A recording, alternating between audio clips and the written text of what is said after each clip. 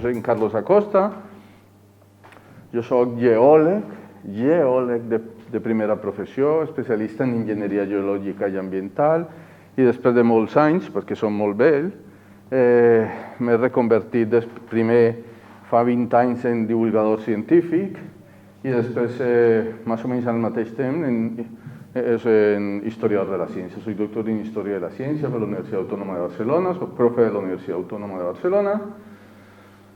I un dels temes que, dins d'un macrotema que és la meva especialitat, que són les relacions entre les ciències i les humanitats, imagineu-vos, jo soc geòleg de ciència, però també soc historiador, encarno aquesta doble faceta de ciència i humanitats, doncs està parlar de les dones en la ciència.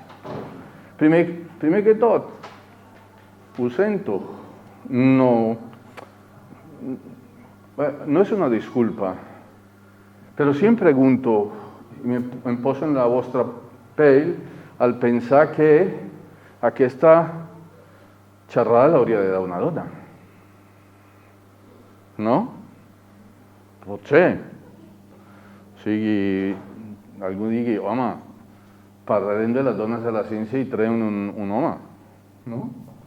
Bueno, jo justificaré la invitació primer perquè el David té molta confiança, però més que res perquè aquesta xerrada no va d'una reivindicació especial. Tampoc és la xerrada normal que trobarem en altres centres, en altres llocs, que és fer aquest recull de dones i dones i dones que sembla que les hem oblidades. No, aquesta és una xerrada d'història de la ciència i el seu objecte d'estudi són les dones en la ciència. Per això estic aquí. Però, a més, he de dir que soc un fervent defensor de la igualtat. Això sona molt bé, dels llavis cap enfora, i s'ha de practicar. I d'això és que parlarem avui. Però he parlat de la igualtat en tots els sentits possibles. Alguns ja em coneixen i segurament el cansament, després d'una estona, em faci canviar a castellà per fer-la més fluida, i a més perquè el cervell no dona més a les 7 de la tarda després de tot el dia de feina. Anem per feina, mai millor dit, perquè n'hi ha moltes coses que us vull explicar i comencem amb això, que és l'agenda 2030 al 2030, sí? Coneixeu això, no? És l'agenda d'objectius globals, no? De la UNESCO cap al 2030. Tot abans de la Covid. La Covid ha estat una cosa que mai havíem pensat i ha canviat tot, i ho canviarà. Ja parlarem.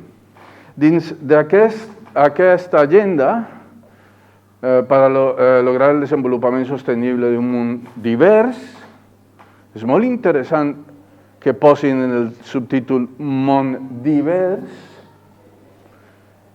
trobem, òbviament, l'educació, la qualitat de l'educació i la igualtat de gènere. Dins d'aquests 17 punts, la igualtat de gènere té un punt especial. Per què? Perquè no l'hem assolit. Senzill. Doncs, amb aquesta idea de desenvolupar aquest món que ja està a sobre, això és dins 9 anys, no? És molt difícil, però tenim això. I en aquest sentit, la preocupació a nivell mundial és evident. Si ens focalitzem directament en la part de la igualtat, però si a la part de la igualtat de gènere li sumem, li afegim, la tractem conjuntament amb la igualtat de possibilitat d'educació.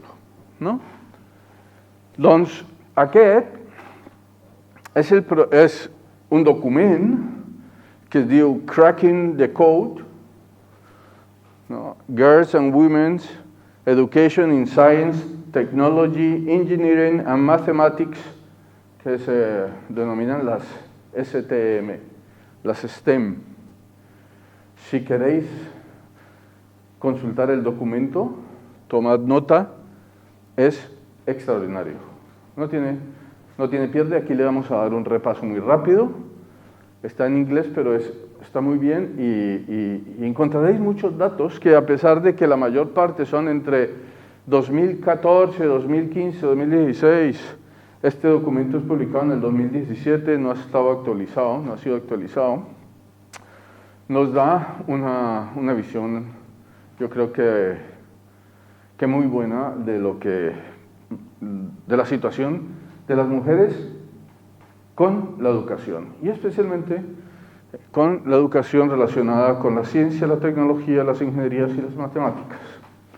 En esta figura estamos viendo la rata de inclusión de las mujeres, de acceso de las mujeres estudiantes en diferentes niveles de educación. Esto es a nivel mundial. Entonces tenemos en educación primaria la rosa, la violeta, la educación secundaria y la educación superior en el azul, ¿no? Entre el 2000 y el 2014. Y es muy evidente lo paralelo que son las tres curvas, ¿no? Sin embargo, sí hay un ligero aumento de la pendiente y del número de mujeres que estudian educación secundaria. Los tres niveles están subiendo, mucho menos el primario, se nota más plana, un poco más el secundario y un poco más fuerte el aumento de las mujeres estudiando educación superior. Esto se encuentra con un obstáculo, ¿no? Que lo repetiremos a lo largo de la charla, y es ¿cuáles son las ocupaciones tradicionales de las mujeres? ¿Realmente hay ocupaciones tradicionales de las mujeres? Bueno, culturalmente puede que sí, pero seguimos discutiendo, seguimos enfrentándonos a, si viéramos solo este icono, ¿qué podríamos pensar que es esta mujer? ¿Una enfermera? ¿Sí? Pero también, pues, sí, puede ser una enfermera, pero también puede ser una doctora, una médica. Si vemos esto, nos cuesta más si le quitáramos esto. Podría ser una trabajadora de una fábrica. Podría ser una trabajadora de una fábrica. Pero como estamos hablando de la salud, puede ser doctora, ¿no? Pero también puede ser una camarera, ¿no? O sea, a lo largo de la historia hemos asignado roles a las mujeres. Esto es evidente y no nos detendremos más aquí. Pero, ¿conocéis qué aparato es este? ¿Algunos? Ese es un robot Da Vinci, ¿sí? Aquí en el San Pau hay, en el Clínica hay, en el Valdebrón hay, en todos los hospitales importantes de Cataluña hay. El robot Da Vinci es un robot cirujano que opera a través de estas terminales. Este par de señores, y lo recalco, son hombres, son cirujanos que han trabajado unas 3.800 horas, han tenido unas 3.800 horas de entrenamiento para poder manejar el robot. Y a partir de aquí manipulan esto, que tiene los brazos, que tiene visión 3D, que es el que permite hacer las operaciones. No me respondáis, porque no quiero respuestas, porque no podemos hablar. Por ejemplo, en el Valdebrón se hace una operación muy importante, que es una operación a nivel pulmonar. ¿Quiénes de vosotros? Y hay que intervenir, porque es muy grave. ¿Cuántas de vosotras, somos más, hablaremos en femenino, cuántas de vosotras os operaríais con el robot Da Vinci o con la mejor cirujana que hay en Europa que opera lo mismo. Levantar la mano los que operaríais con la doctora. 1, 2, 3, 4, 5, 6, ya somos más del 50%. ¿Y los que os operaríais con el doctor, con el robot Da Vinci? Tenemos 3, 4, 5. Estamos divididos un poco más las personas. La pregunta está mal hecha y esta sesión va de preguntas. La pregunta está mal hecha porque lo que pregunta la cirujana o los médicos que le están ofreciendo las alternativas al paciente no es eso. Porque el paciente no tiene por qué saber qué hace el robot. Una pregunta bien interesante sería, ¿qué prefiere usted? ¿Una cicatriz de unos 10 centímetros y 2 semanas de recuperación en el hospital?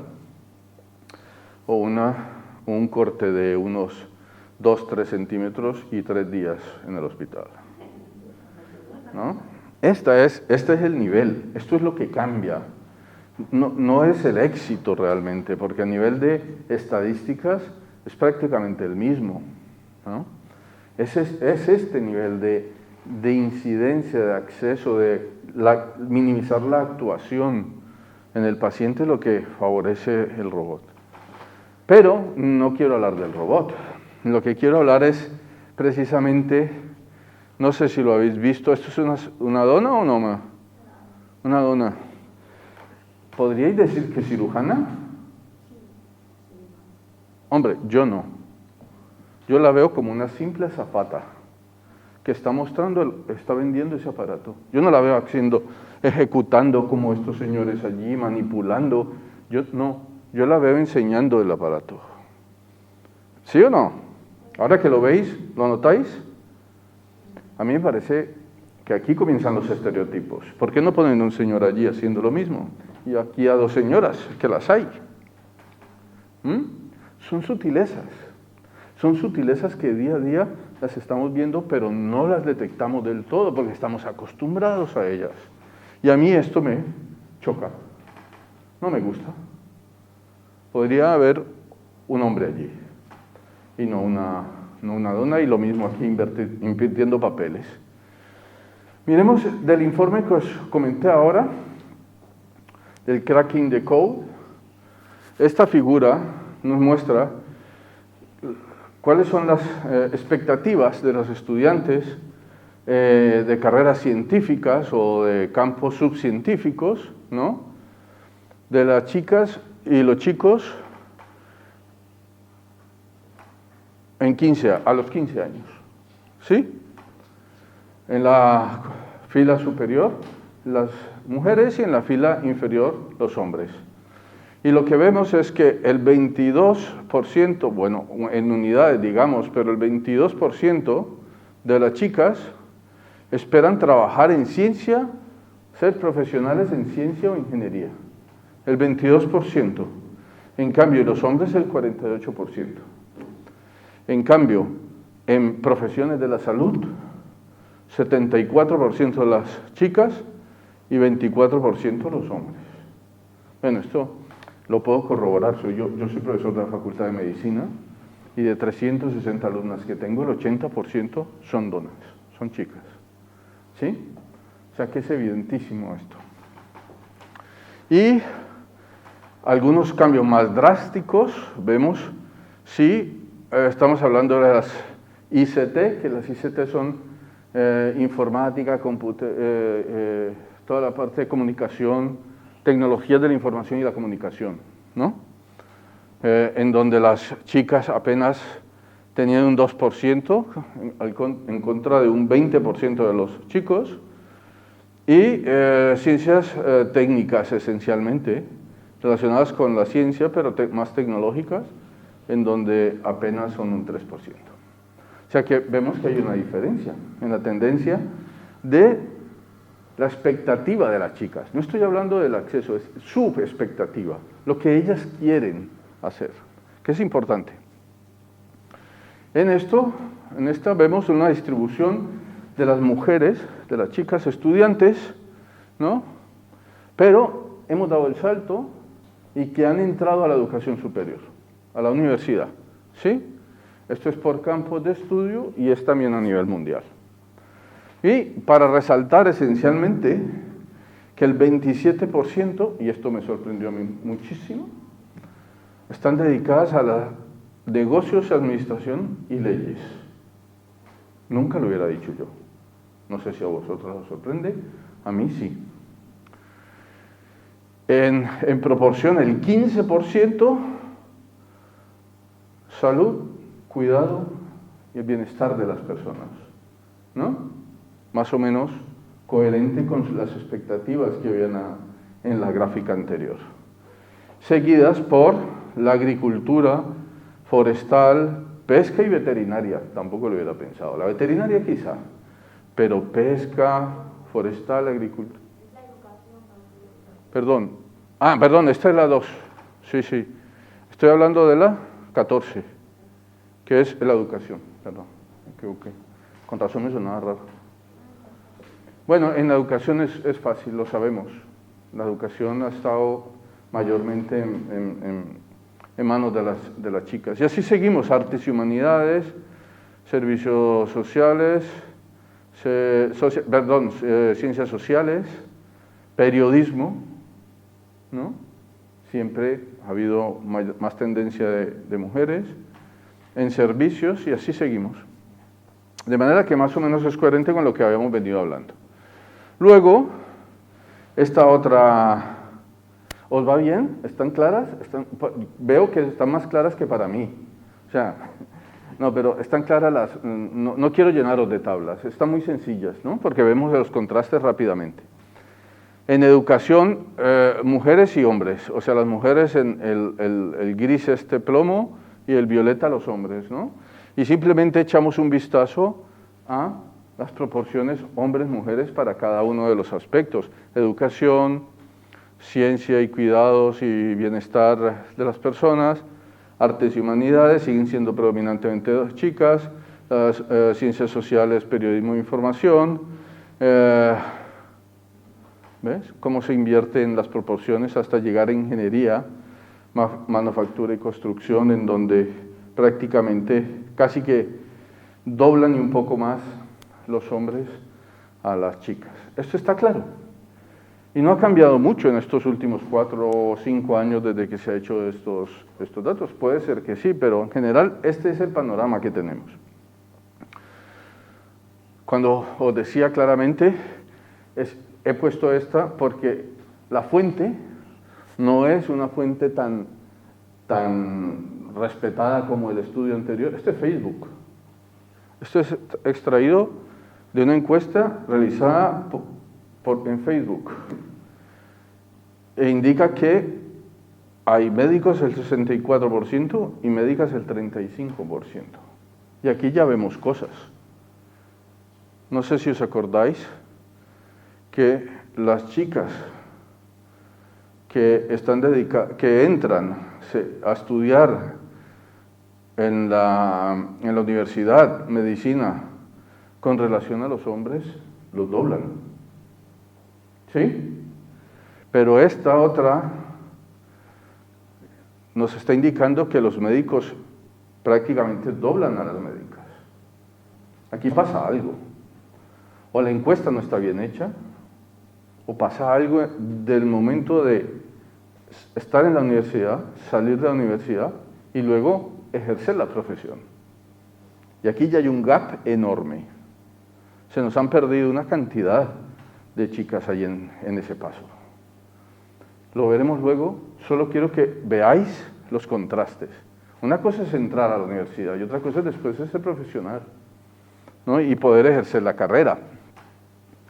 Aquí tenemos otra imagen que también nos vuelve a aclarar de otra manera, para haceros olvidar de tantas barras y tantas figuras así como estadísticas, que nos indican que matriculadas en ingeniería había un 26% de chicas, en ciencia, tecnología y matemáticas, ingeniería casi un 28%, profesionales solo un 30%, y CEOs de grupos de ciencia, tecnología e ingeniería, o sea, jefes de grupo, apenas el 4%. Y vamos agregándole cosas extrañas a estos números, ¿no? Cuando hay tantas chicas que se matriculan a la universidad, tantas chicas que salen y después vemos que los hombres las doblan en la profesión, pero que además solo el 4% llegan a ser jefes, pues las cosas se van complicando, ¿no? Bueno, esta es la misma que habíamos visto. Y simplemente quiero poneros otras fuentes que indican específicamente, señalan específicamente las ingenierías. Olvidémonos de la medicina y señalan la medicina, las ingenierías, y cómo aquí, en lugar, al contrario de lo que ha pasado con medicina, en donde la curva siempre ha ido para arriba, en ingenierías hasta el 2015 va para abajo, ¿no? Cada vez hay menos chicas inscritas en medicina. Las otras imágenes que habíamos visto eran fotos estáticas de 2014. Esta nos está mostrando que entre el 2008 y el 2015 hemos perdido casi un 2% de chicas matriculadas en ingeniería. Y la tendencia es a la baja, ¿no? También agreguemos esto a nuestro pensamiento y esquema de la situación.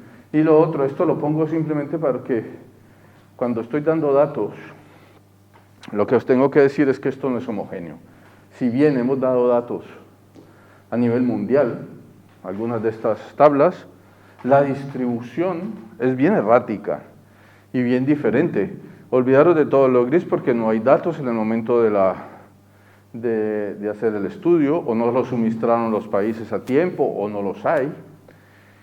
Y el resto nos indican el porcentaje de mujeres que han entrado a estudiar ingeniería, manufacturas o construcción, programas de construcción en la educación superior, ¿no?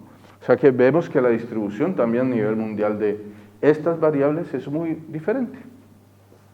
En el caso nuestro, obviamente, tenemos que señalarlo, Francia y España, por ejemplo, en este caso, que estamos como con la India, pues estamos en el 25 y menos del 29%, en el 25 y 9% de chicas que están allí, pero vemos la distribución, ¿no?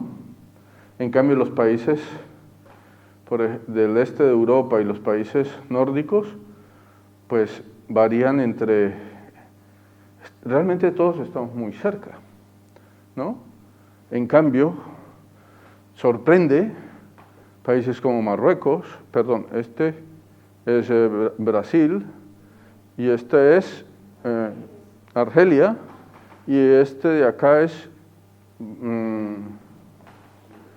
Bangladesh, este es Emiratos Árabes, Israel, y esto es el este.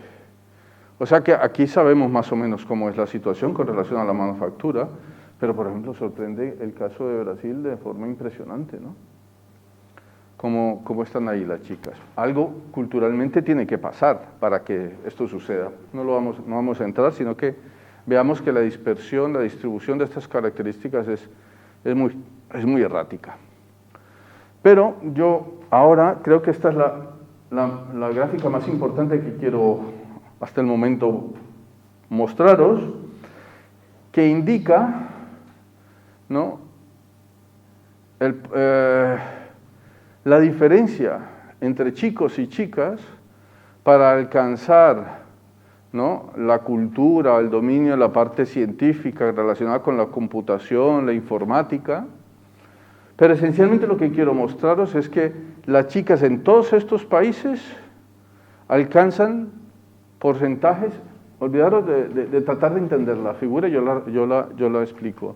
Todo esto significa que logran mejor puntaje que los chicos en computación, informática. Las chicas son mejores que los chicos para grado 8. ¿Sí? Grado 8 es como final de eso, más o menos. ¿Sí?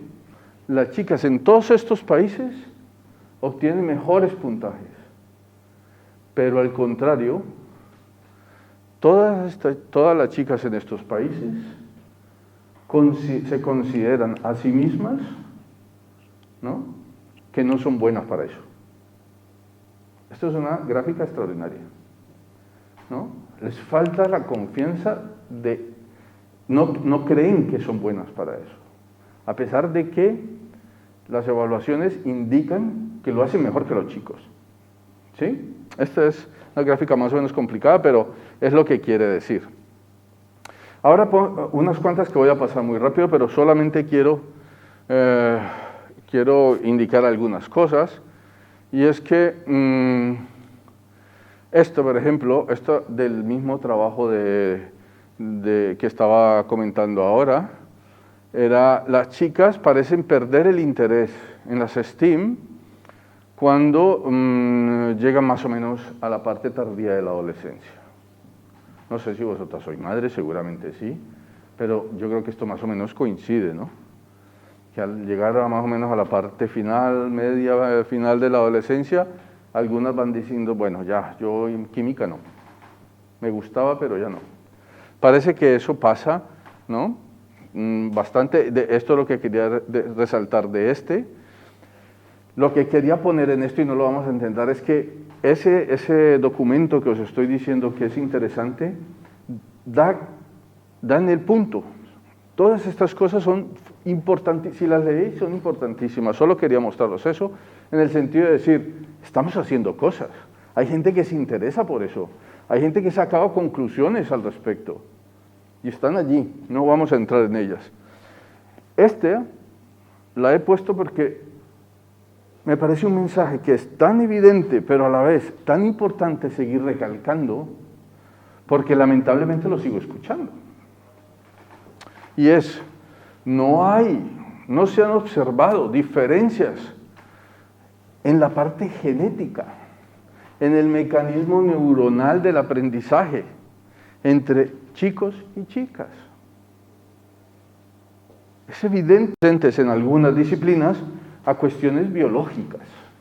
Olvidémonos de eso. Está súper estudiado estadísticamente y biológicamente. No tiene nada que ver con eso. Lamentablemente es que seguimos diciendo que, encontrando a personas que dicen que las chicas no son aptas para tal o cual acción intelectual, mental. Está demostrado que no, ¿no? Todo este estudio nos da todas estas ideas importantes. Por ejemplo, otra cosa, las hormonas afectan el comportamiento, ¿no? Pero no tiene nada que ver tampoco con esto, ¿no? Por el contrario, las hormonas son fundamentales para poder trabajar mentalmente. Pero tenemos chistes fáciles, lo sabemos, ¿no? Con relación a las mujeres, cuando su estado de ánimo no es el mejor, cuando el rendimiento no es el mismo, y lo relacionamos con las hormonas. No quiere decir que no paséis unos días fatales, pero eso no altera vuestra capacidad mental de hacer cosas, de tomar decisiones correctas, de ser creativas, ¿no? Estas cosas, por elementales que parezcan, hay que aclararlas, y están aclaradas en este tipo de documentos. El problema es que tenemos que divulgarlos. Seguimos porque hay mucho. En la parte genética, ¿no? Lo que os decía, en los estudios nos han encontrado con relación a las herramientas cognitivas, ¿no? Incluyendo el desarrollo o cómo la actuación en la parte educativa, los factores genéticos, no se encontró ninguna relación, ¿vale? Lo pongo allí para hacer énfasis, seguir haciendo énfasis al respecto, más, esto lo vamos a pasar. Me salgo de ese informe y me vuelvo a detener en Susana García Espinel, directora general de Universi España, esto es en el 2017, constata un dato: el 60% de mujeres que estudian en la universidad, del 60%, solo el 26% elige una ingeniería, ¿no? Es una brecha de género que se abre en la adolescencia, lo que veníamos hablando ahora. Ya entonces saben que no quieren ser ingenieras, pero porque piensan que no valen para ello. y lamentar. Y añade otro problema. El 45% de las mujeres en puestos del STEM causan baja antes de un año, frente al 10% de hombres. No es un problema solo de captación de talento, sino de retención del talento. ¿Ya? ¿Lo vemos claro? Vemos cómo hemos hilado y vemos que las chicas, ellas mismas, se autoexcluyen de estudiar, ¿no? Ellas son las culpables de todo. No, ellas son en buena parte responsables de estas decisiones. ¿Pero por qué? Y aquí está la parte importante. ¿Por qué ellas creen esto? ¿Por qué ellas al final de la adolescencia ya declinan de estudiar? ¿No? Pues el mismo estudio nos lanza que hay factores, estos 4 tipos de factores en general, ¿no? Los factores a nivel individual, obviamente cada persona es un mundo, cada persona tiene unas capacidades, unos gustos, unas inclinaciones, unos factores específicos que le hacen tomar una decisión u otra. Muy importante, la familia, ¿no? ¿Cómo no? Los padres, la educación de los padres, el nivel cultural de los padres, ¿no? Las ideologías de los padres, los niveles económicos. También factores a nivel escolar. Un buen profesor, un profesor que eduque en la igualdad, un profesor que te haga creer o te quite de la cabeza que tú no eres más buena, tan buena como el chico que está al lado, manejando un ordenador. Profesores que motiven, ¿no? Escuelas que además integren en el género. O sea, la escuela tiene una cantidad de factores que tienen que... No vamos a entrar, todos estos, cada uno de estos puntos están detallados en el informe, pero de esto no va la charla. De hecho, la charla casi que no ha comenzado. Simplemente os quiero poner el panorama de cómo estamos. Y factores a nivel social, ya lo vimos, la religión, la cultura, la parte económica, dónde vivimos, en qué parte del mundo. Hay una cantidad de factores, pero estos son los grandes grupos que los vemos aquí, otra vez representados, ¿no? Más o menos los factores biológicos, están aquí descritos, y más o menos aquí mejor representados, ¿no? Desde el estudiante mismo, las familias y los compañeros, la escuela y la sociedad. Y aquí hay una cantidad de factores que están influyendo para que las chicas abandonen la idea de integrarse en las STEM, en ciencia, tecnología, ingenierías y matemáticas. Echarles un vistazo, no es necesario ir a más, tenemos detectado los problemas, es lo que quiero llegar, los tenemos detectados, ¿vale? Ahora quiero poneros quiero hacer énfasis otra vez en la parte cultural y social, las normas, cómo esas normas influyen en las percepciones que las chicas tienen de sus habilidades y que el resto de la sociedad tiene sobre las habilidades de las chicas, el rol que ellas tienen en la sociedad, que es un aspecto súper importante para que ellas luego digan, no cuadro siendo ingeniera en esta sociedad, tengo que ser otra cosa. Os pongo este vídeo para que veáis, es el ejemplo estricto de esta parte de la influencia de las normas sociales o cómo quiere la sociedad y cómo ve la sociedad a las chicas y cómo ellas las afectan.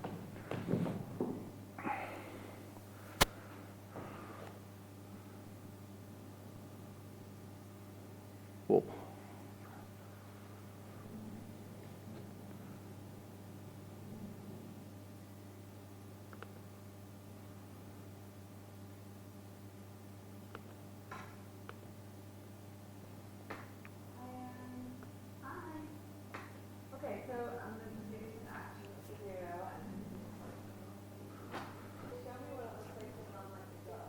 Dime, muéstrame cómo corre una chica, le dice.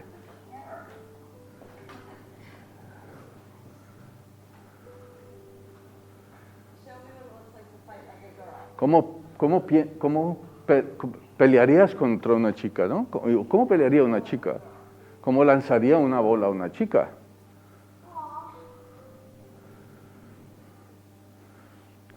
Y le hacen la misma pregunta a niñas más pequeñas.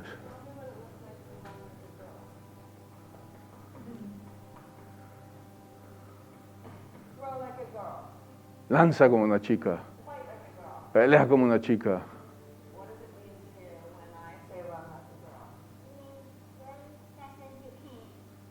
¿Qué significa correr como una chica, hijo?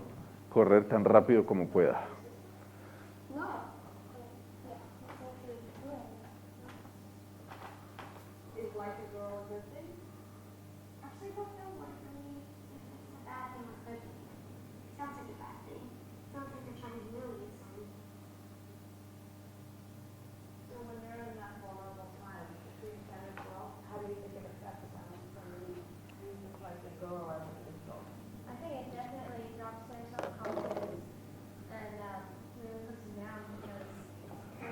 Lo importante, perdón, vuelvo porque si no lo desactivo.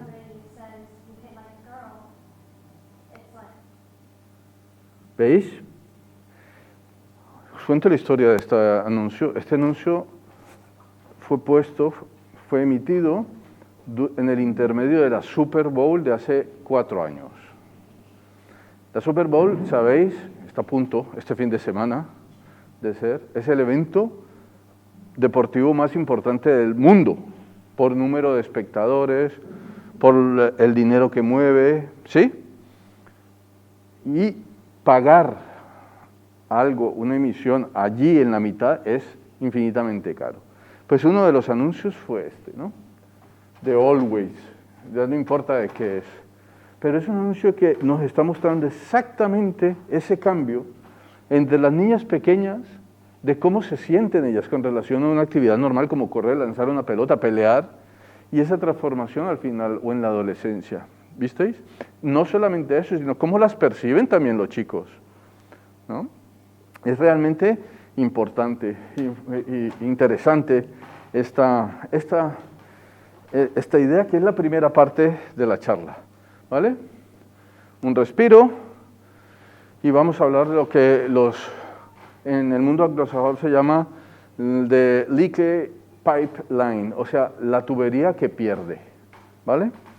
Y esta tubería que pierde, si comenzamos con el dato de que las mujeres en la ciencia más o menos son un 30%, nos indica lo que ya habíamos visto un poco anteriormente, y es que es una analogía en el cual en una tubería le vamos poniendo chicas representadas con el violeta o el rosa, digamos que violeta, ¿no? Para no decir rosa.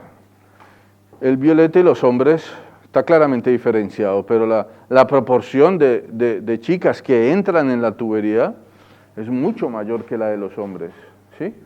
Es una analogía grotesca, a mí no me gusta mucho, pero es que es muy ilustrativa. Y lo que dice es que a lo largo del proceso de la conducción, a lo largo del flujo, hay pérdidas en esa tubería, pero esencialmente son pérdidas de donas. Y al final casi todo lo que sale son hombres, ¿sí? Una analogía burda, pero si vamos a esta gráfica que la tenemos aquí más grande, la vamos a entender. Resulta que tenemos en punteado 2008, ¿vale? Para azul y para rosa, o para violeta. Y en continuo, para 2014, lo mismo, ¿vale? Sin embargo, vemos la diferencia y es en nivel secundaria, saliendo de secundaria para entrar en la universidad. Esto es lo que los bachelors son equivalentes aquí a los grados, ¿no? Luego está, allá es un poco diferente en el mundo anglosajón, especialmente en los Estados Unidos, los equivalentes a los másters, a los doctorados y luego la vida profesional. Y esta es extraordinariamente evidente y clara, esta gráfica que nos muestra cómo en el 2008 las mujeres tenían un nivel X, que en este caso es 50, en los grados, pero ya en el máster bajan casi a un 40%. En cambio, los hombres que estaban en un punto muy similar en los grados en los grados con relación a las mujeres, casi que se mantienen o incluso suben un poco con relación a los másters. Y se comienzan a abrir los espacios.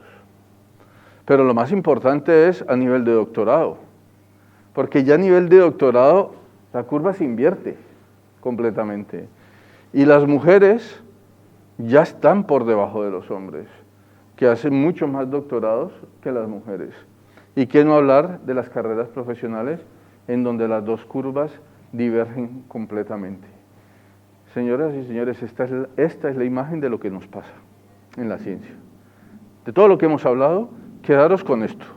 Esta es la idea, esta es la imagen, ¿no? Partimos de una igualdad que poco a poco se va convirtiendo en algo absolutamente divergente y en una desigualdad evidente. ¿Qué pasa? Ahora las preguntas son, ¿por qué esto? Ya hemos hablado de que las chicas no quieren estudiar ingeniería porque están en la adolescencia, pero una vez entran y casi que son el mismo número de hombres, ¿qué pasa con todo esto? ¿Por qué se pierden en el camino? ¿Por qué esa tubería gotea de chicas, ¿no? Este es un ejemplo. El otro ejemplo es otra gráfica que saqué, ¿no? Estos son en grados. También hay un porcentaje del 54%, es más o menos lo mismo, y cómo luego va bajando hasta que solamente en la parte profesional, aquí, las mujeres corresponden a un 19%, ¿vale? Esta idea de la pérdida en una tubería, de que las chicas entran y después va minvando el caudal de ellas hasta el final, prácticamente no desaparecer, pero salir a cuentagotas, es un fracaso. Lo podemos notar como un fracaso, o sea, el fracaso en el sentido de que fracasan las chicas. ¿Está pasando esto? Yo les pregunto el primer día de clase a los chicos qué es el éxito y qué no es el éxito. ¿Y qué es el fracaso? Y el fracaso sería esto. ¿Fracasan ellas?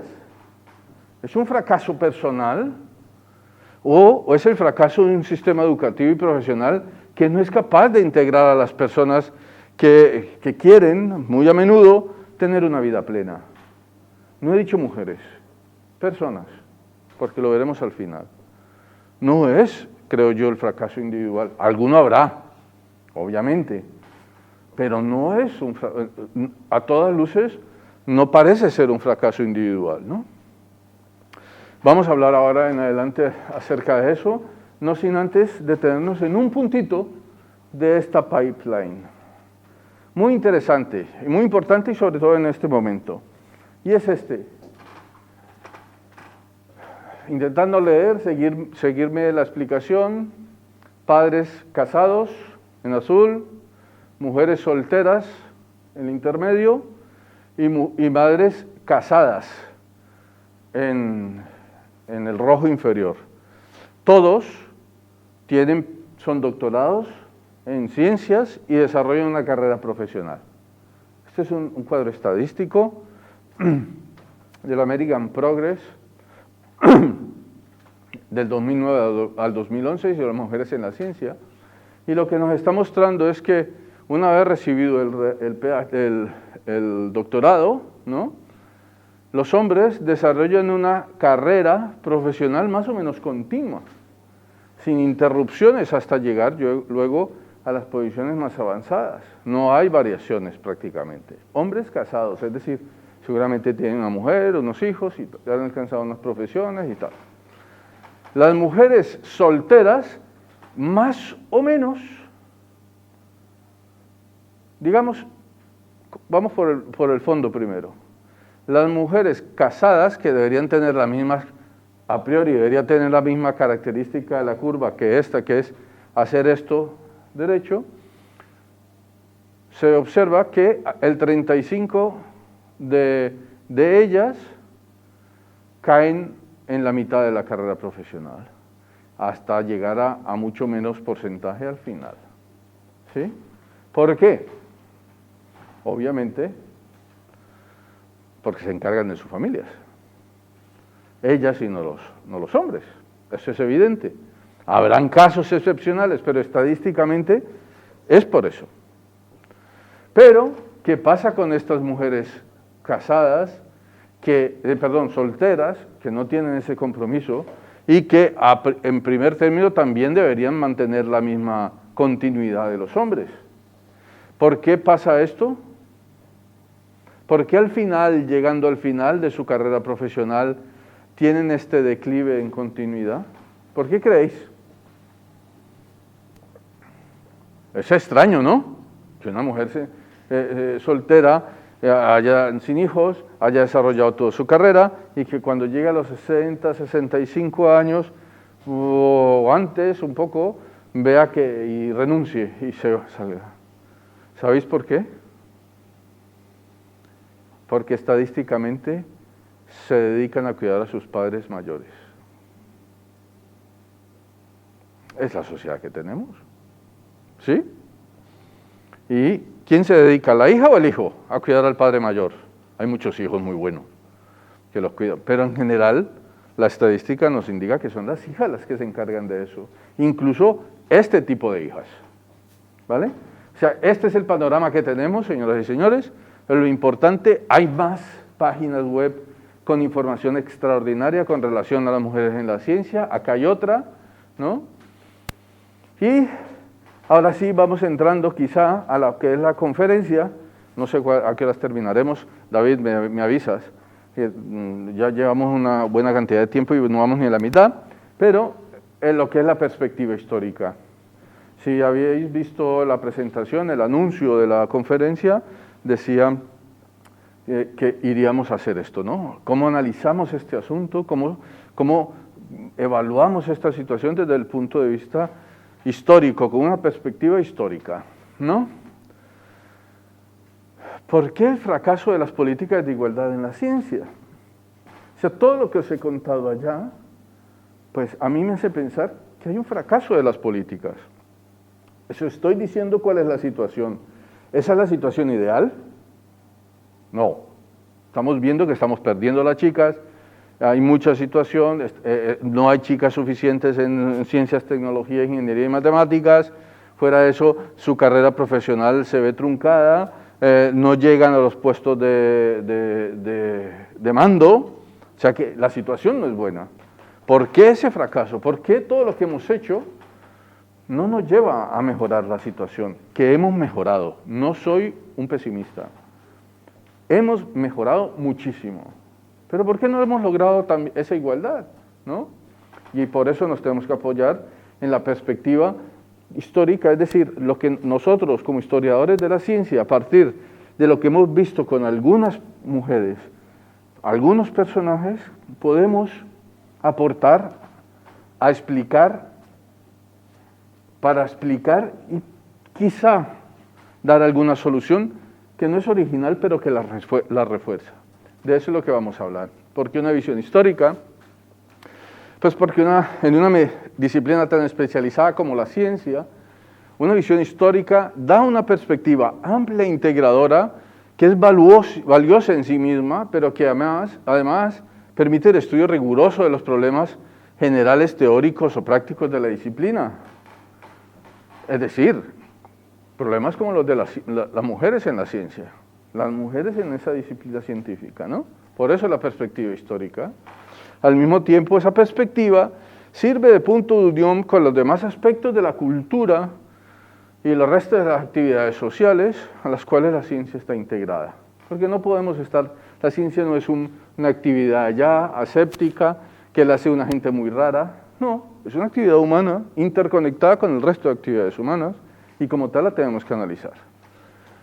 ¿Por qué? Porque escribir historia, hacer historia, no es solo conocer los hechos y consignar los acontecimientos en orden correcto, que es lo que la mayor parte de la gente cree que hacemos los historiadores, sino que también implica reinterpretar el pasado, redibujar el mundo, elegir lo que se debe incluir, lo que se debe dejar fuera.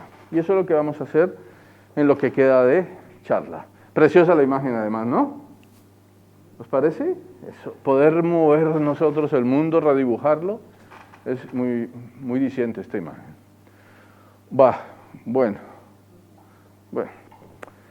¿Qué es esto? Es el mapa mundi, pero tiene un problema. ¿O no tiene un problema? Está al revés. ¿Está al revés? Pues no, yo no lo veo al revés. Yo veo el título bien. Los nombres de los países, United States, Alaska, Canadá, yo los veo bien.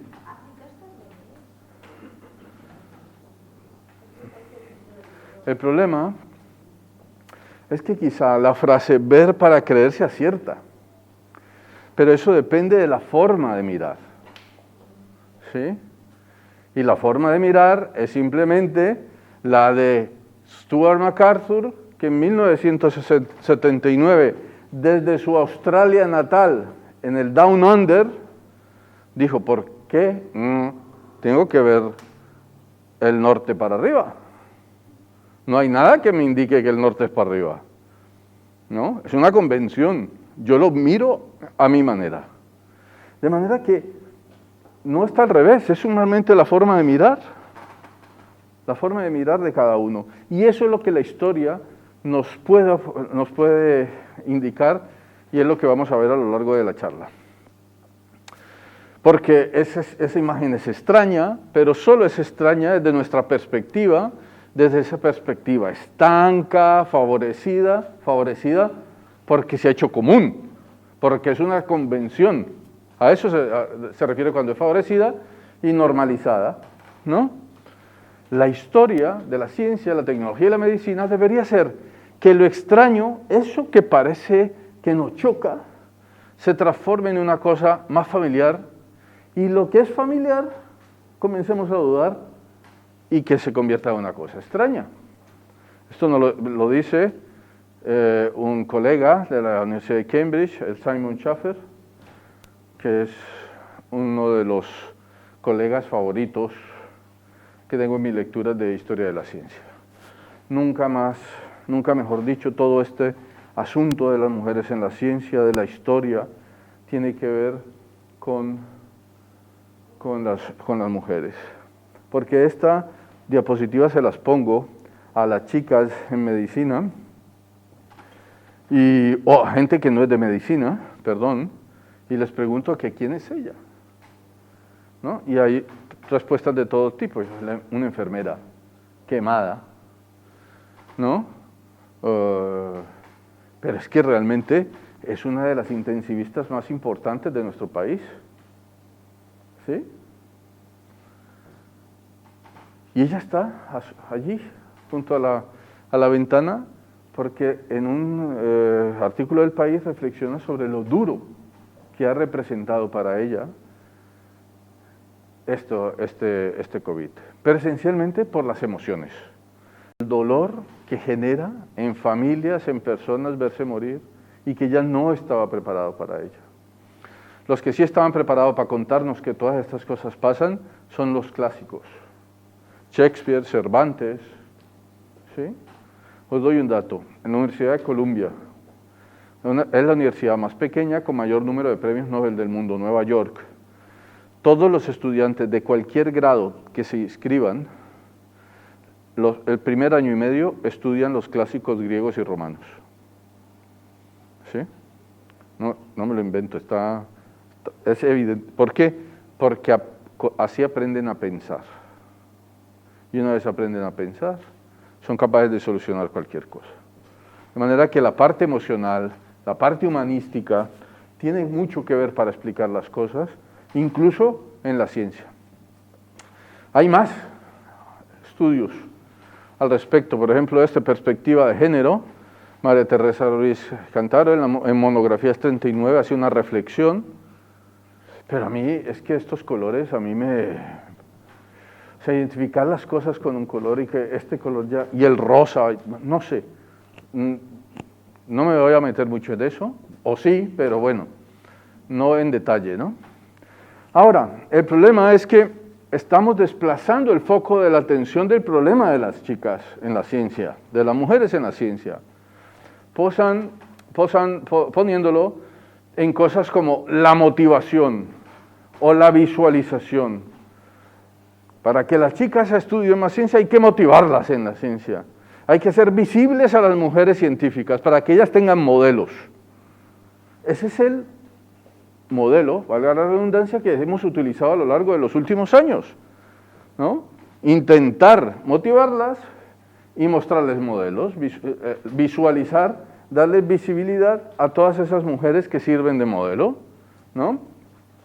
Pero esta estrategia lo que hace es que le quita peso a aspectos que pueden ser incluso más interesantes que la motivación y la visualización. Y quiero ser claro, no estoy en contra de la motivación o de la visualización, creo que se deben realizar, pero basar toda la estrategia en esto, no lo creo, y me respaldan los datos, porque no lo hemos solucionado, ¿vale? No. Por ejemplo, entre estas cosas que estamos dejando de lado, el énfasis de las áreas profesionales, hacer tanto énfasis en esas áreas profesionales como en un laboratorio, los despachos, las universidades, e infravalorar el espacio doméstico. Esto suena muy raro, o va a sonar raro, pero ya os advertí que desde la historia de la ciencia estas cosas extrañas son las que se convierten luego en cosas que no son tan extrañas y que pueden dar soluciones al respecto.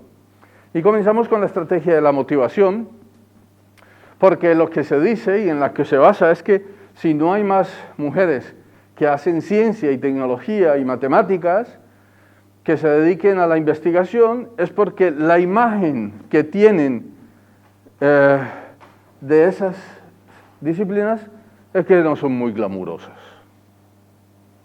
Esa es la base de esta estrategia, ¿no? ¿Cómo se soluciona esto? Pues se ha de hacer más glamurosas y atractivas esas disciplinas para las chicas. Y aquí nos vamos.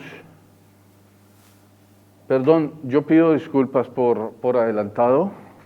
No lo he hecho yo. No debería presentarlo. Lo debo presentar. Pero es que ya lo veréis.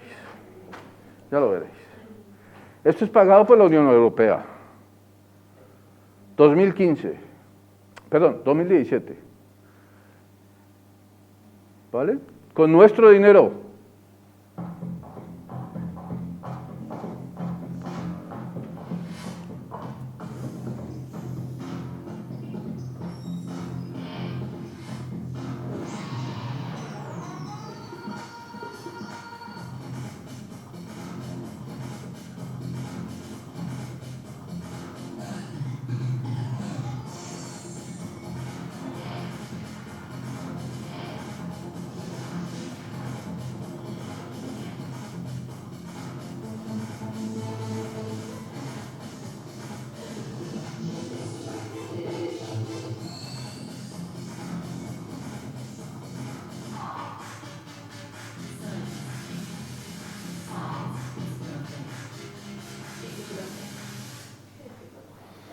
Señoras y señores, esto es lo que hacen con nuestro dinero. ¿Sí?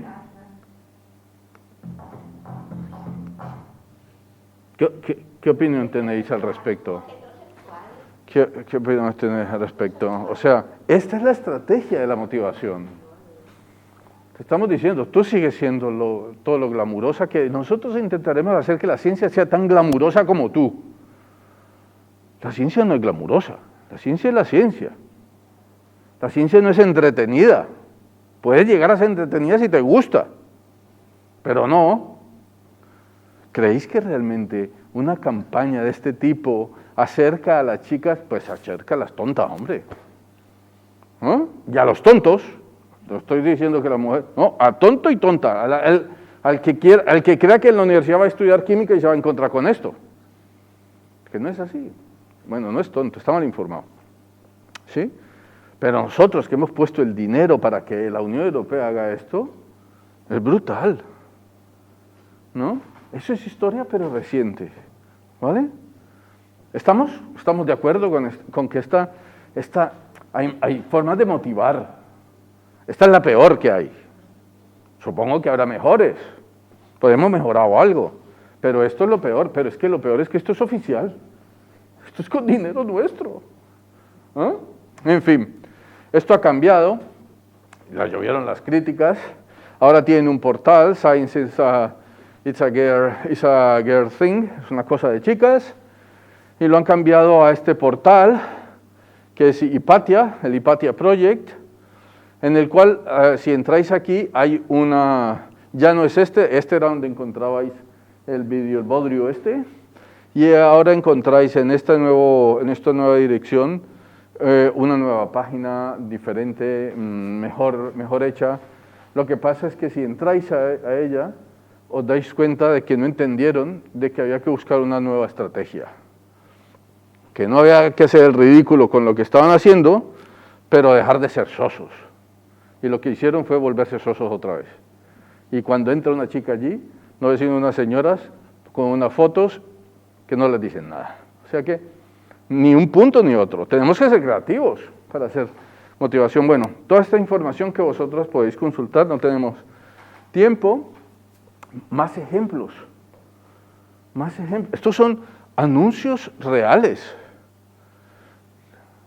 que convocan a las chicas a cosas de ciencia.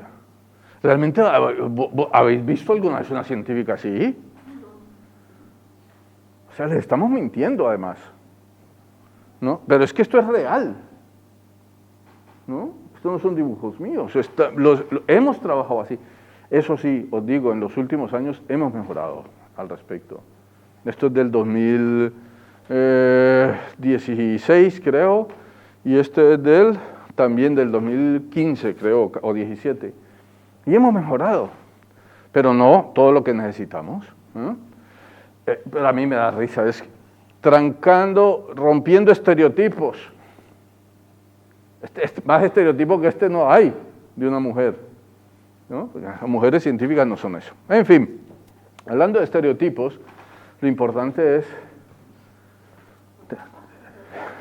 cómo nos vestimos. Y si usamos el color que es, parece que esto está bien. Perdón, esto lo saqué hace 3 meses de internet, porque hay ventas de ropa. ¿Quieres estar guapa en el trabajo? Así, y te venden esto. No es una cosa del pasado, es una cosa con la cual estamos peleando en este momento, ¿no? Vale. Esto es de la biblioteca de mi universidad de hace 3 años. Es un poco mejor, pero tampoco llega. Tampoco llega, ¿no? Donas remarcables, donas de ciencia. ¿Y el resto qué? O sea, solo hay unas cuantas donas de ciencia, ¿no? Una cosa, donas en la ciencia. Es que el lenguaje es complicado. Donas de ciencia. Es como si no hubiese sino este grupito. El resto son donas del mundo, ¿no? Hasta eso, hasta en la forma en que nos expresamos, marca lo que queremos decir. Y esto, a pesar de que se intentó ser un poco mejor, pues tampoco llega.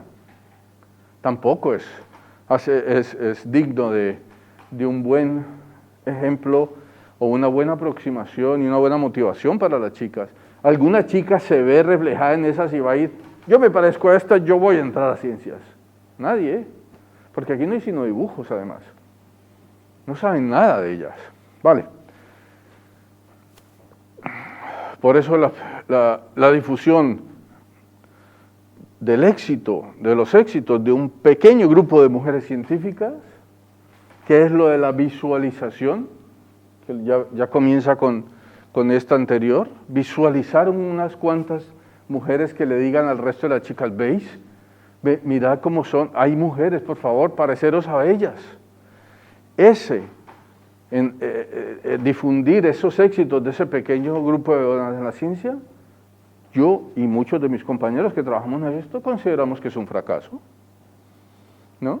Es un fracaso por lo que os estoy diciendo. Y pasamos entonces de la estrategia de la motivación a la estrategia de la visibilización. Coger unas pocas dones científicas que han triunfado al llarg de la història i que acostumen a ser les mateixes, no? Cada vegada menys, perquè la gent està buscant sota les pedres que hi hagin dones i com ho troben per muntons, pues per muntons surten, perquè és que el que trobaran és un munt de gent, de dones que fan coses, no? Però fins fa poc, i si fem coses serioses, pues gairebé són les mateixes. Vosaltres reconeixeu alguna d'aquestes? Pues a la Curie. Però si passem ja a la filla, no. Bueno, i totes aquestes dones que estan aquí,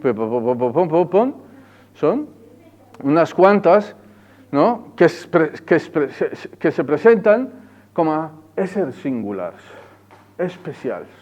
Són dones, però són especials. Són dones de ciència, no?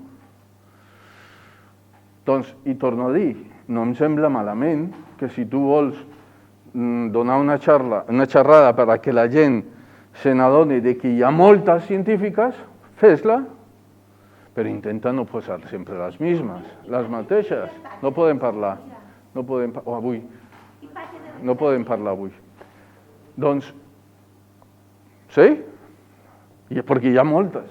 Bueno, la qüestió és que, ara sí, aquest és el títol de la conferència, la propera hora i mitja és aquesta. No, intentaré que sigui menys. Per això ara apareix el títol de la xerrada, no? Perquè parlar de les dones és parlar del que hem fet, però és parlar més d'un grapat d'excepcions. Això és el que creiem nosaltres, no?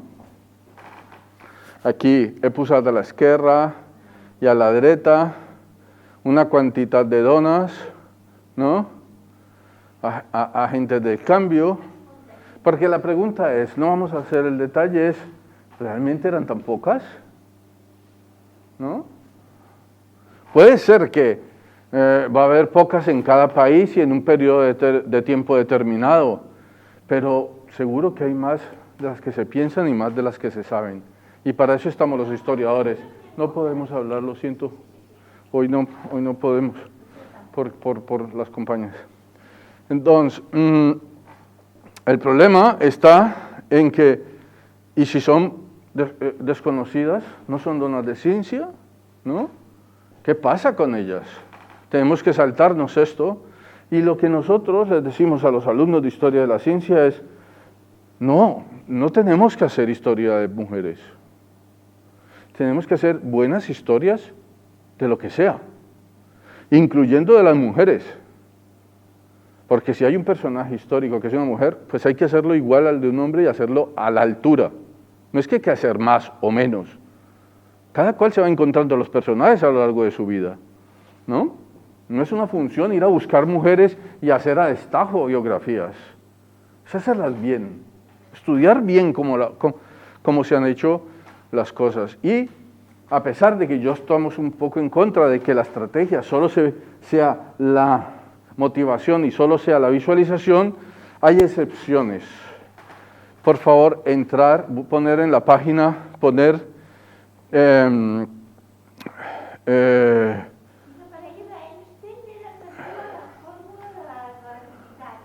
no me has escuchado.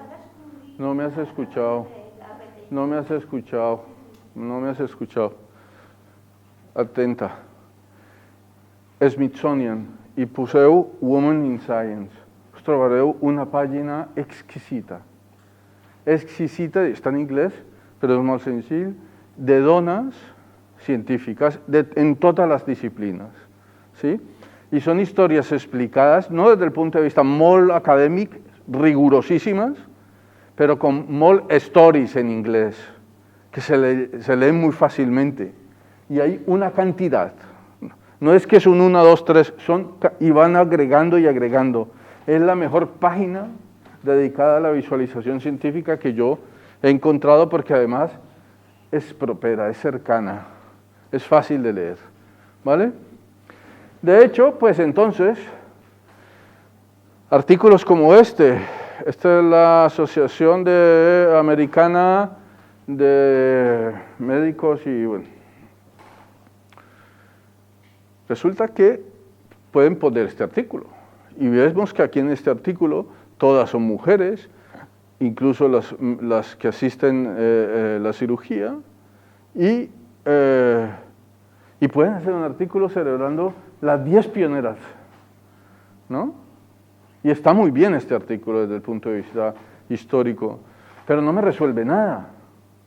Habla del pasado y habla de 10 mujeres, que seguramente la mayoría conoce. Entonces, vuelvo a recalcar. Y para entrar en el grano, quiero haceros una pregunta. ¿Cuántas donas metgesas había en la Edat Mitjana? No parleu. Yo preguntaré, pues ya, no parleu. Yo parlava, a checar la mà. En la Edat Mitjana, el Renacimiento. Bueno, en la Edat Mitjana, ¿cuántas donas metgesas se habían? ¿Y habían? La que cree que había, que cheque la mà. ¿Y habían donas metgesas en la Mitjana? La mà. Metgesas, estic dient metgesas, no curanderes. Val. Al Renaixement? No. Al segle XVII? Al XVIII? Al XIX? Al XIX comencen a veure. Les respostes són no. No habían mujeres médicos. Es que ni podían ir a la universidad. Solo hasta el final del siglo XIX comenzaban a aparecer. O sea que no había mujeres médicas. Acordaros de esta pregunta, que la veremos más adelante, porque lo que quiere decir es que entre esta imagen llena de hombres atendiendo a un paciente, tendría que pasar mucho tiempo para comenzar a ver imágenes diferentes. Este es un óleo muy bonito, ¿no? Lo utilizo mucho en la clase de cultura material de la medicina para ver todos los elementos de cultura material, y en el que se resalta una cosa de la que estamos hablando, es que por lo menos hay una chica, bueno, fuera de la enferma, ¿no? Hay una chica, ¿no? Entonces, el tiempo que ha pasado entre esto y esto fue largo, fue prolongado, ¿no? O para ver otra, mucho más impactante, porque esta ya está practicando, ya no solo estudiante, ella ya está haciendo la disección, porque va a ser estudiante, ¿no? Pero en una acción mucho más activa. Ha pasado tiempo. En tanto como que la primera mujer en obtener el grado de medicina fue en 1849 Elizabeth Blackwell, ¿no? Me gustó mucho esta frase que la traje: no es fácil ser una pionera, pero es fascinante, ¿no?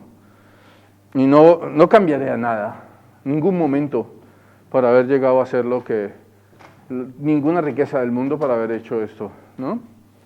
Ojo con internet, la he puesto y no la he quitado, porque hay muchas biografías de la Blackwell, pero he puesto esta. ¿Sabéis por qué? Porque esta foto no es de la Blackwell. La Blackwell era ella, la Elizabeth Blackwell, y para más, no era una, eran dos, y las dos médicas. No vamos a entrar en esas historias, no estamos en ello, pero las primeras. Este es el Smithsonian, que yo ya os he dicho que ahí están las historias de muchas mujeres, pero están las historias de ellas. Pero ahí está. Esta señora era Elizabeth Garrett Anderson. Ella era en Inglaterra y fue la primera mujer doctora en Inglaterra. Y estuvieron en contacto con las Blackwell, ella, y eran del movimiento feminista, pero sobre todo estaban unidas en poder permitir que las mujeres estudiaran medicina. Esa fue su gran batalla. Vale, no vamos a hablar mucho de ellas, no tenemos el tiempo, pero estamos hablando que apenas en el siglo XIX comenzaron a aparecer estas mujeres, ¿no? Y en nuestro ámbito, bueno, aquí hay su grabado muy lindo de una clase de anatomía en la Escuela de Enfermería de Nueva York en 1870, y aquí en Pensilvania, en Filadelfia. Esta es una foto, y lo recalca, de donde la saqué, es un posado. No están en actividad. A ver, posar, que vamos a tomar una foto del laboratorio. Y estaban posando, ¿no? Y es en el hospital que se creó en Filadelfia en 1861, de Women's Medical College de Pensilvania, que es una institución. Y es una institución por muchas cosas. Porque aquí vemos algunas de sus estudiantes haciendo disecciones. ¿Veis? ¿Qué notáis? Todas son americanísimas, ¿no? No. Ya aquí comenzamos a ver que hay de otros tipos. Y aquí hay 3 chicas que son estas 3. Una de Tokio, otra de la India y otra de Siria. Pues lo más fascinante, esto es una historia que tenéis que seguir en la pista, es que estas 3 graduadas del colegio vinieron de sus países a estudiar medicina, porque en general a las 3 las movía el deseo brutal de poder ir a sus países a enseñar medicina y a atender a las mujeres. Esta es una frase de ella, de la hindú: poder atender a las mujeres que allá, primero, no podían acceder al médico por cuestiones de casta y de dinero, y porque no se dejaban tocar de un médico más hombre. Y ella necesitaba ser médica para poder ir a ayudar a su gente. Y no solo ella tenía que ir a formar médicos. Esta es la pionera de la medicina femenina en India. Es una cosa extraordinaria. ¿Parece extraordinario o no? A mí me arroba el corazón. Estas son las historias importantes. Desconocidas aparentemente, ¿no? Estas son otras 3 chicas de la misma, pero en 1928-29. ¿Veis cómo se convirtió esa escuela de medicina de chicas en algo fundamental para el resto del mundo? O sea, ¿realmente podríamos decir que las mujeres no tuvieron nada que ver con la medicina hasta finales del siglo XX? Digámosle a los hindúes a ver qué pensaron, a los sirios, ¿no? Incluso a los japoneses. ¿Cuál ha sido la participación de las donas, las mujeres médicas en sus países, ¿no? Y en España, ¿qué vamos a decir? Esta es la primera mujer que se matriculó en una escuela de medicina. No vamos renunció a doctorarse, ¿no? Porque hubo un profesor que le impidió doctorarse, le puso todos los obstáculos del mundo para doctorarse. Tenemos a esta otra señora de aquí, muy famosa, la Lor Saliu, ginecóloga rebelde contra la opresión del corsé, además feminista total, que fue la primera en doctorarse. Fue la médica, pero la primera en recibir el doctorado en medicina. ¿Sí? Perdón. Y esta, que fue la primera mujer que se tituló de médica. ¿Vale? O sea que tenemos también, en finales del siglo XIX, en España aparecen las primeras mujeres doctoras, médicas, ¿no? Volvemos a la pregunta. ¿Cuántas donas bellezas había en la Edad Mitjana o en el Renacimiento? Hemos quedado que ninguna, ¿sí? Que nomás vemos ahora unas al final del siglo XIX, ¿no? Por esa razón, y si hacemos damos una conclusión al respecto de esta pregunta, es que nomás a finales del siglo XX, a mitjan del siglo XX, las donas van realmente a aumentar el seu nombre dins del cos mèdic i podem dir que, tranquil·lament que en la història de la medicina la dona té molt poc a veure. ¿Sí o no? ¿Está claro? ¿Es así o no? ¿Quién está de acuerdo con esto que estoy diciendo yo? Nadie. Porque la respuesta es un no gigantesco. No es verdad. No es así. Porque la pregunta está mal hecha desde el principio. Obvio que no había mujeres médicas, universidades siquiera. Bueno, si podemos ver, ni siquiera había mujeres médicas y en esa época estudiaban los médicos por un lado y los cirujanos por otro. Pero ni una ni otra, ¿no? Porque la pregunta está mal hecha y lo que tendríamos que preguntar, y lo hacemos los historiadores, es: atès que las donas no podían acceder a la universidad de quinas maneras estaban implicadas en todo ello que tenía que ver con la salud y la malaltía. Eso es una altra pregunta, completamente diferente. Y la respuesta es mogollón. Ya no escapa. Salen por todas partes. Y yo, para remontarme un poquito a lo más lejos que pueda hacer, que seguro hay más, pues voy a esta figura de Egipto, en donde vemos claramente que están atendiendo un parto.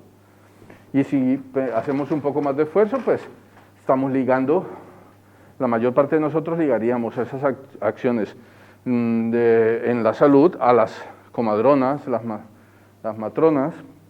En 1786 se escribe el primer libro dedicado específicamente a la instrucción de las llevadoras. Es la cartilla nova, útil y necesaria para instruir a las matronas, que vulgarmente se les dio en comaras en el oficio de asistir. Y se convirtió en un libro de ginecología de primer orden para luego los médicos, que luego los médicos utilizaron. Pero señoras y señores, había más. Había más. Las mujeres se encargaban de asuntos de salud, no solamente relacionados con el parto. Esta señora, toda una condesa, María Josefa Pimentel Telles y Telles Girón, era parte de esas donas, ¿no?, que tenían que ver con regímenes de salud, con la atención al enfermo, el embarazo del parto y la alimentación. ¿Dónde? En sus cortijos. Atendían a sus obreros, a sus trabajadores. Ellos querían que los trabajadores estuvieran en buenas condiciones, no todos, pero los que querían, pues los alimentaban bien, y estas señoras sabían de eso, y se lo comentaban y escribían, y están las notas de cómo se alimenta una mujer en el parto, después del parto con una dificultad, un hombre que ha tenido un problema, que ha tenido una enfermedad, y todo esto que tenía que ver con el cuidado de las personas, lo sabían. ¿Y esta señora era una experta, era una belleza? No, era la dueña, la ama del cortijo, pero tenía todo que ver con la salud de las personas que estaban a su cargo, ¿sí? De manera que se encuentran mujeres en la ciencia en los lugares más inesperados, siempre. En la economía, en la economía doméstica, en los partos, en los orfanatos, de manera que todos esos espacios domésticos particulares son muy importantes, y no nomás en el siglo XVII, prácticamente ya hasta el siglo XIX. Había muchas mujeres que participaban en la salud. Estos son solo unos ejemplos. Pongo esta charla porque esta señora que hay aquí era mi colega. Mi escritorio estaba aquí y ella estaba enfrente. Ella estaba haciendo su doctorado, lleva ya 6 años en el Max Planck, se fue para hacer un postdoc y se quedó allí, la cogieron y no la volvieron a dejar venir. Y ella, una persona recién separada, con problemas, no quiero hablar de ella, sino que era en un momento álgido de su vida hacer una tesis, presentarla y irse para Alemania. Cuando dijo, yo quiero estudiar a las mujeres, ¿sí?, las mujeres españolas involucradas en ciencia durante la Ilustración. Y todos mis colegas, no vamos a culparlos, todos mis colegas y yo le dijimos, no vas a encontrar nada. Es muy difícil, no hay. Claro, nos dimos cuenta, ahí fue cuando nos dimos cuenta de que habíamos hecho mal la pregunta. No era de cuántas sabían, era de cuántas estaban involucradas en ciencia, ¿sí? Y comienza ella a destapar y hace una tesis de 500 páginas en donde encuentra una cantidad, desde los jardines, cómo cuidar los jardines y toda la ciencia involucrada en el cuidado de los jardines, los orfanatos, incluso cómo darle leche a lactantes que han perdido a su madre, convirtiendo la leche, para que dure, en leche en polvo. Algo que después se ha vuelto una cosa comercial. Entonces esta chica pues ha hecho esto espectacular. Aquí, en este link, encontraréis el PDF de su tesis doctoral, que tiene todo esto. Y ahora está trabajando en prácticas relacionadas con el género en la historia del conocimiento, ¿vale? O sea que hay, y hay más ejemplos. Este es también de un colega de aquí del CSIC, de John Arrizabalaga. Eso no estaba en mi libro de Historia de la Medicina, es un libro más divulgativo, pero aquí lo importante es que dice, y mujeres enfrentadas a sus tiempos, como médicas, no como médicas, como agentes de salud, ¿vale? O un trabajo también más académico, Historia de la Medicina a través de sus mujeres. O sea que estudios hay. Seguimos. Además de esto, por ejemplo, le he sumado este otro, que me lo compré, no voy a decir que por Amazon, no lo compré por Amazon, pero lo trajeron de Estados Unidos, y es un libro maravilloso. Cuesta muy pocos euros. Apuntarlo, por favor. Es para verlo con vuestros hijos, porque es un recuento de todas esas invenciones pequeñitas, pero utilísimas, que han hecho las mujeres. Porque siempre pensamos, o que las mujeres en las cosas manuales, en las cosas del taller, no, aquí lo veremos, ¿no? Espectacular lo que han hecho las mujeres a lo largo de la historia para desarrollar artefactos que nos han hecho la vida más fácil. Un libro espectacular, muy fácil de leer, pero no nos podemos alejar de la técnica. La revista AIDS, que es del Museo de Historia de la Ciencia y de la Técnica, la podéis buscar también el PDF por internet, pues habla una historia cultural de las mujeres que participaron en la industrialización en Cataluña, ¿no? También un documento muy bueno para leer. David, ¿cuánto tenemos? ¿Cuánto? 5. No alcanzamos, pero bueno. Hemos de considerar que las donas no estén más presentes en este tiempo de una ecuación de vocaciones y modelos a seguir, ¿no? ¿Estas señoras pueden ser modelos para las chicas de ahora? Hombre, yo creo que sí. Pues no digamos que no. Sí, pero si las que elegimos como modelos es porque han ganado un premio, o porque o les han negado uno, o porque las han marginado los créditos de un descubrimiento, ¿sí o no? Porque pobres, le robaron el Nobel. Pobre, no la pusieron a punto. Pobre, ganó el Nobel. O ganó un premio tal, sí, pueden serlo, pero realmente no creo. ¿Esta señora puede llegar a ser un modelo? ¿Quién es esta? ¿Podría llegar a ser un modelo? ¿Así como está? No, pero, y vamos a adelantarnos mucho, esta dona solitaria, ¿no? Que aquí la vemos rodeada de todos estos hombres en el primer congreso de Solvay de 1911. Mirad, Einstein aquí, amigo íntimo de ella, todo rodeado de...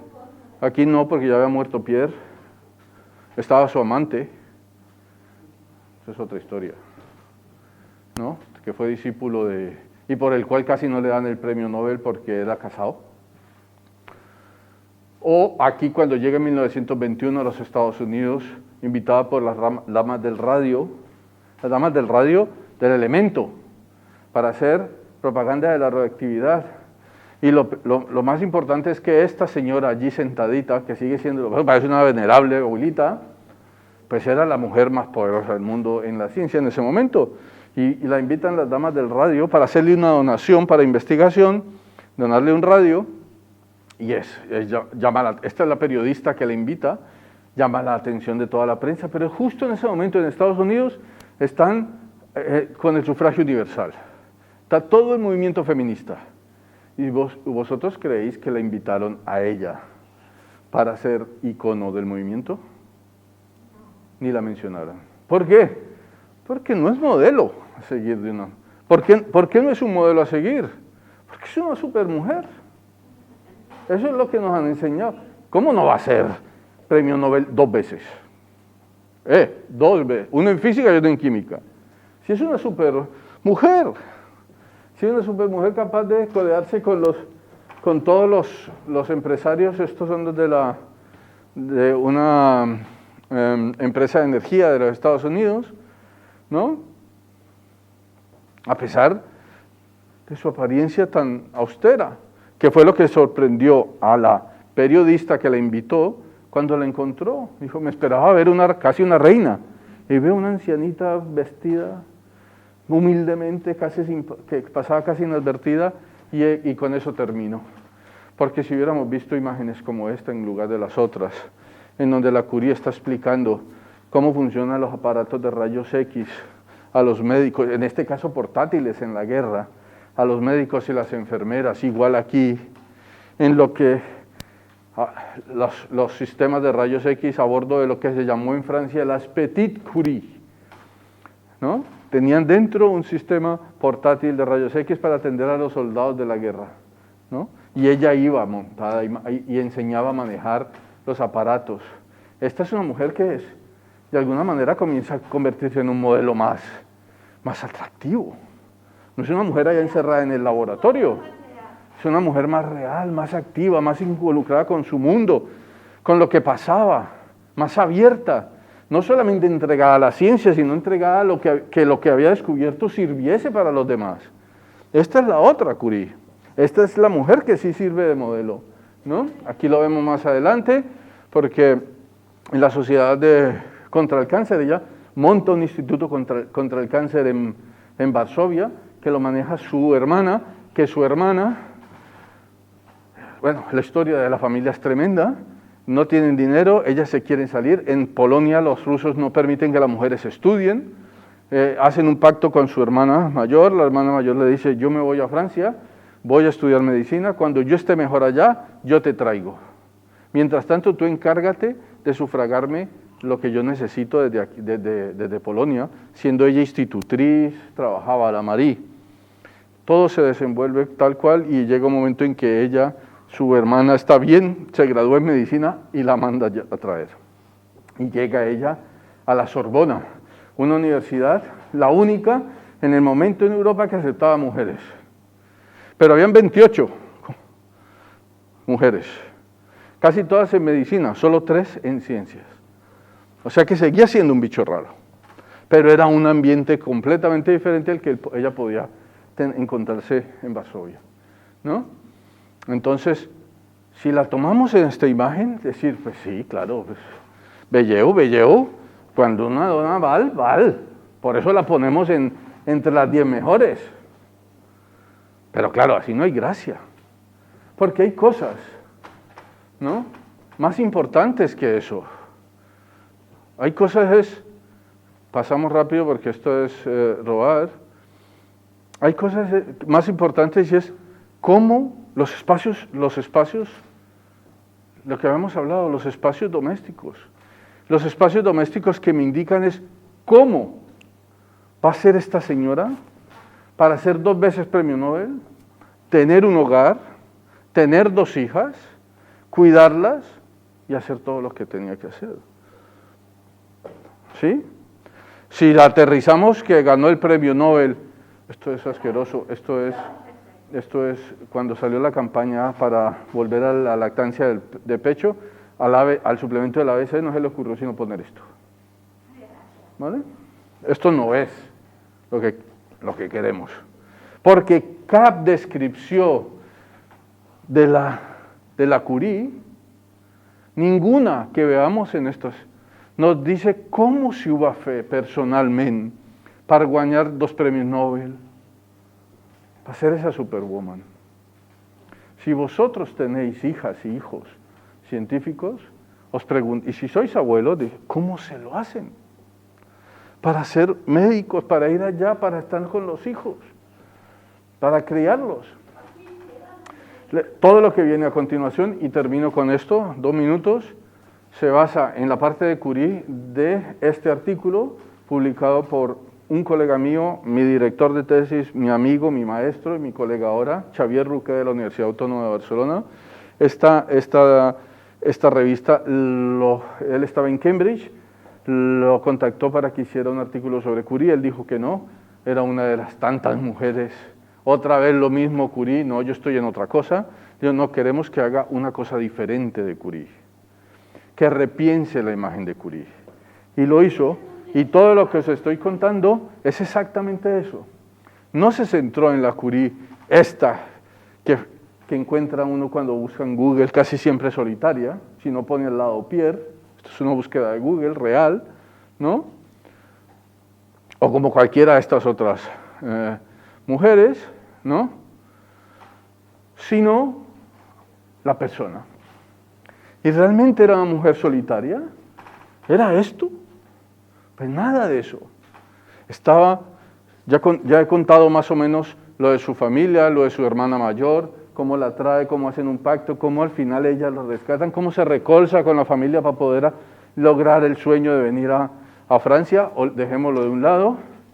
Y luego está toda su familia, su padre, sus 3 hermanas, había muerto una hermana y su madre.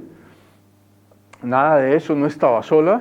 Y luego, menos, cuando llegó aquí y luego se enamora de Pierre, Pierre se enamora perdidamente de ella desde el principio y son almas gemelas.